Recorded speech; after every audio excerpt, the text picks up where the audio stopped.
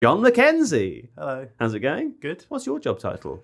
Executive producer. That makes sense because executives don't really do anything, do they? And I don't produce. You don't do any producing. Yeah. And Kaya Kainer. Hello. What's your title? Lead scriptwriter for Tifo. Lead Arsenal fan in the room. Am I right? Top up. Yeah.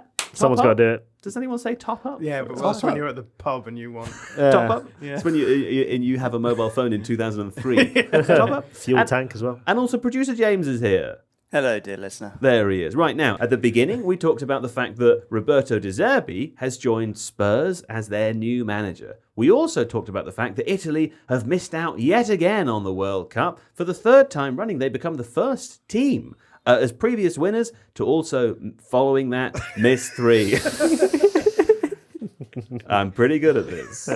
Then we dedicate most of the show to this notion. Who won the summer transfer window of 2025? Well, we look back over the 20 most expensive signings that summer, most of which were Premier League related anyway, and then we do a little bit of assessing, don't we? By the time we get to the end, we ask the question, who won the window, who lost the window, and who were the best and worst individual players? So in today's episode, we hear about Arsenal, Newcastle, Man United, Liverpool, a little bit about Sunderland towards the end. We skip out Chelsea because we ran out of time, and then also we had quite a long conversation in the middle about, what was it, function rooms? Function rooms? Something to do with function rooms. I can't really recall. But it was good fun. Have I missed anything?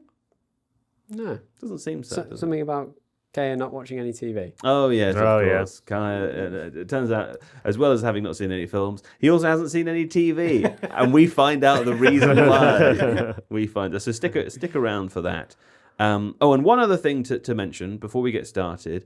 Next week there's no Monday show because it's a bank holiday Easter Monday here in the UK, so there's no show on Monday, but our schedule does change from next Monday. We are adding yet another show because even though you're not asking for it, we're going to provide it. Here's how it works. On Sundays we're going to live stream straight after the big Sunday fixture. So UK time around 6:30 p.m. There'll be me, there'll be John, there'll be producer James will be there. Hopefully somebody else, we don't know yet. So that we're going to do that next Sunday after the after the Chelsea Man City game. That's the first one. When you say next Sunday, you mean not this Sunday? Not this Sunday because it's Easter Sunday, but the Sunday after. So Sunday the 12th, I think that's when we start.